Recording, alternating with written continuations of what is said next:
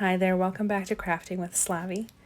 This card is going to be a birthday card. As I've mentioned, I have an awful lot of birthdays, especially they come in clusters. So there's a lot in the end of June, beginning of July, and then we have another cluster in September. So this one is for my father-in-law, and what I am doing here is I actually stamped these images in a gray rather than a black. So I used distress ink in the Hickory Smoke, I believe. Is it smoke? Yes, it is smoke. And I stamped them all out in that color, including these leaves here. And I was inspired, I believe, by a Lawn Fawn video where they used the A Bug Deal stamp set. And this is, I think, from Hey Lady. The big leaf is from Hey Lady.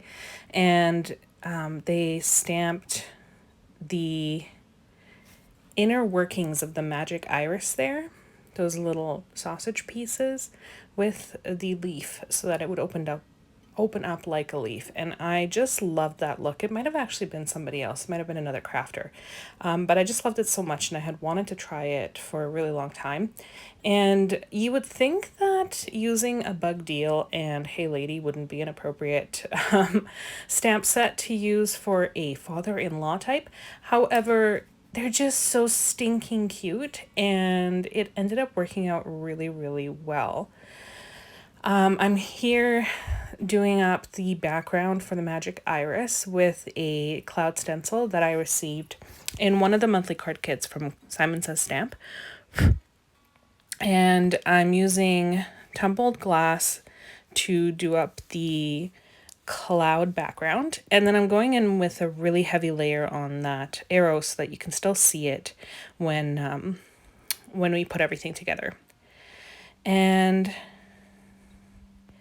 I really wanted to, I keep working with the magic iris because I really want to make sure that I have a really good handle on how to use it properly. And I think this was a much better execution of the magic iris than the previous video that I had done. So hopefully you agree. So here I am going in with Twisted Citron and then Mowed Lawn just to darken up those edges and the grass bits at the top.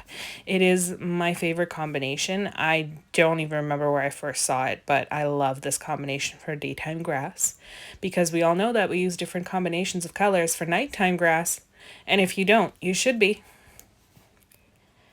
And from there, I just did a whole bunch of Copic coloring. So I've included the colors below as well as on the screen here for you to follow along. And I am going to step back and come back and talk some more after the Copic coloring is done.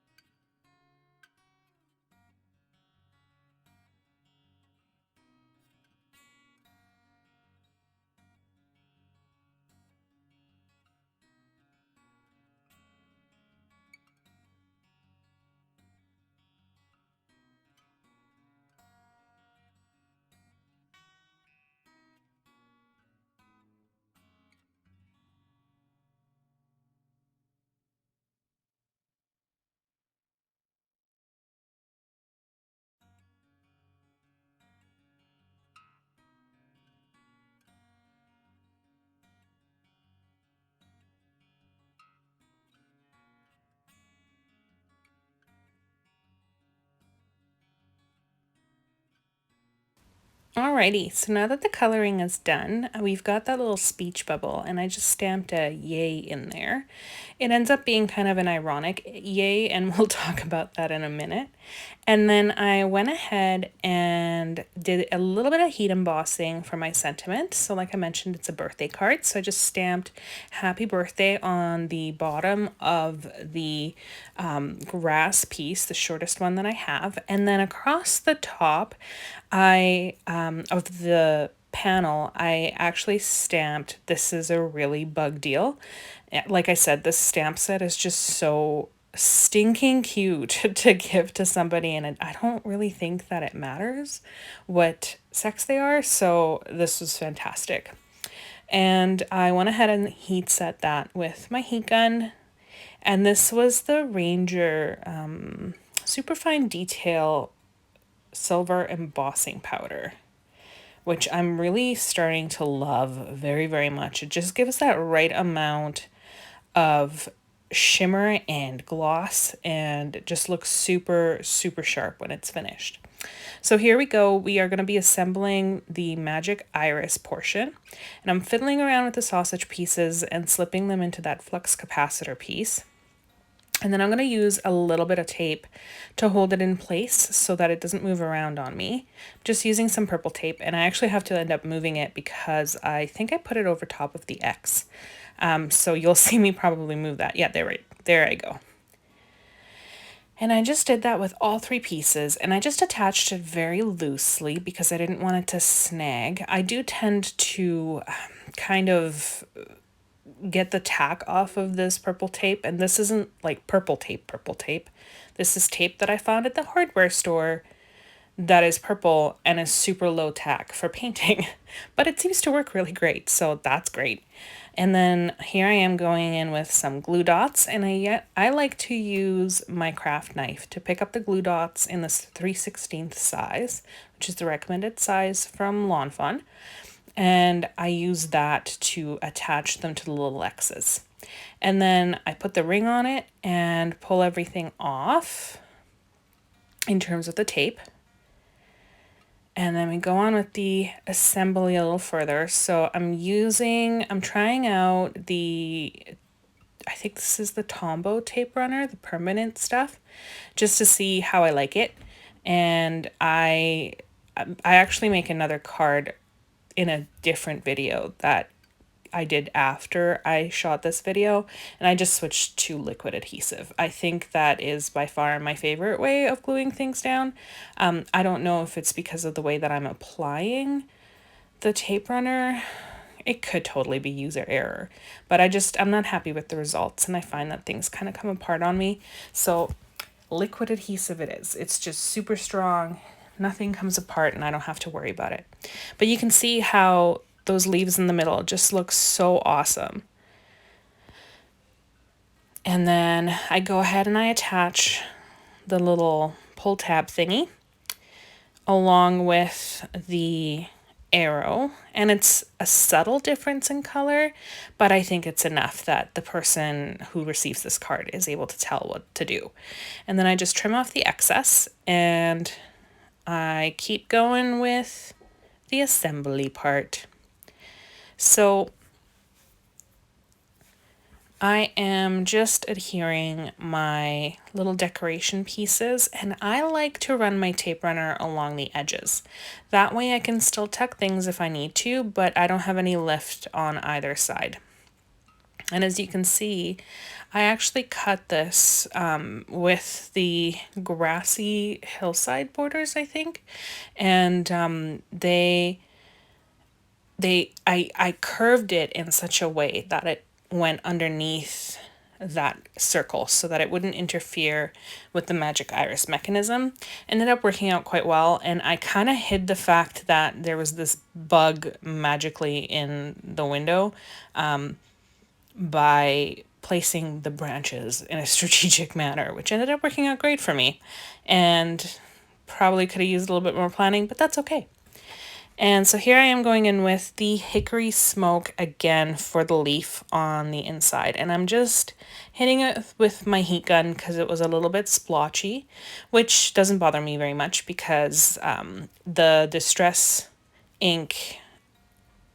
I don't know that it's Copic friendly per se, but I was able to make it work just by, because it is a lighter ink, so I just rolled with it. But I didn't actually find that it bled all that much, and that might have been because it was a lighter application and I went in really heavy with the marker, and stuck to the lines and stuff. But I mean, I just really like the results, so I suggest you play around with what inks that you do have, because sometimes you get surprising results. And I just hit it with the same colors that I did before.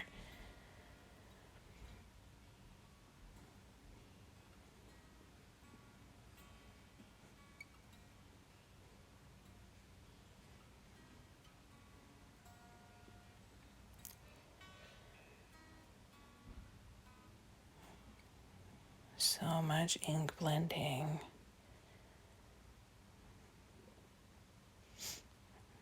As I sit here entranced.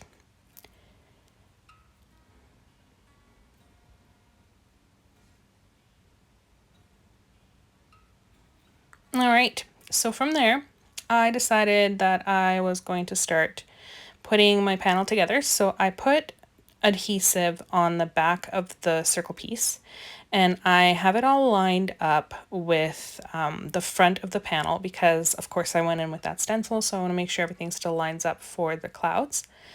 And then I lined up the entire panel, and I only have adhesive on the back of the circle. So once that's adhered, I just go in with my bone folder, make sure that I press it in nicely and it's all set. And then I work on attaching the actual magic iris portion. And here I go. So you can actually put glue or tape runner all along the front of it because none of that is going to interfere with the way that the mechanism works.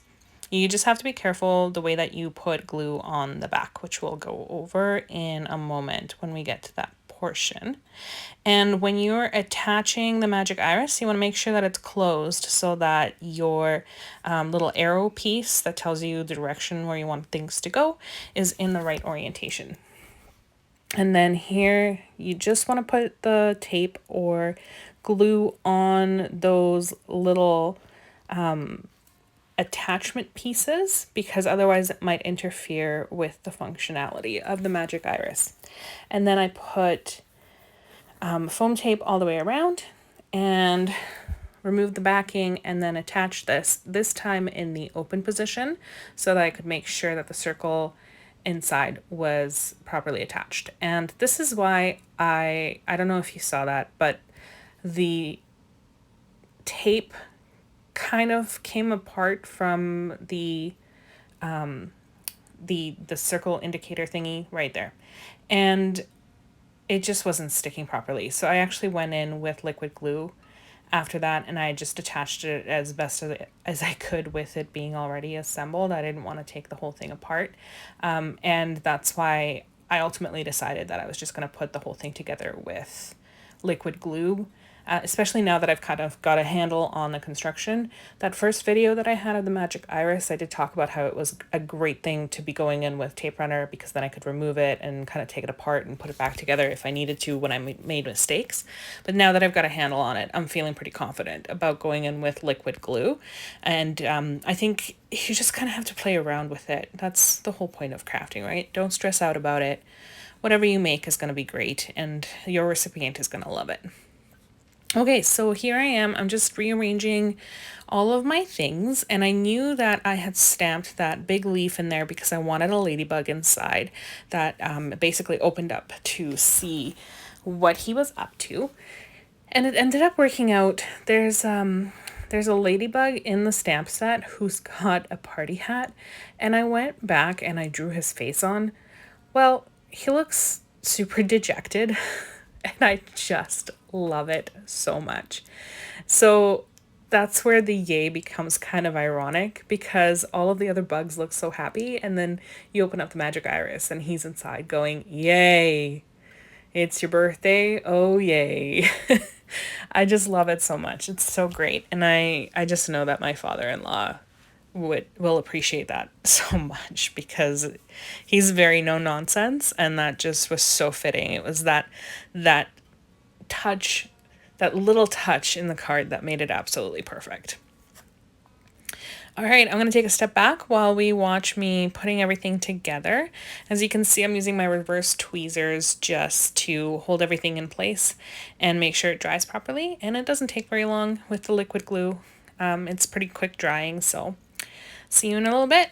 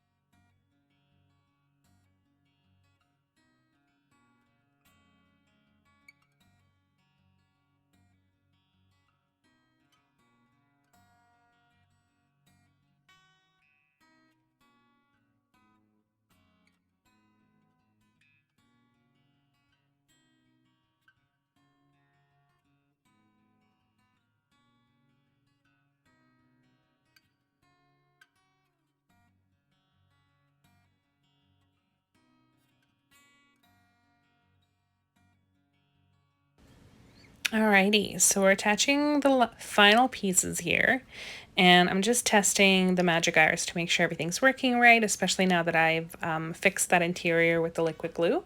And I went in with some scissors and just cut off the excess for those branches. And that's my card. I hope you enjoyed today's video, and happy crafting. I'll see you soon. Bye.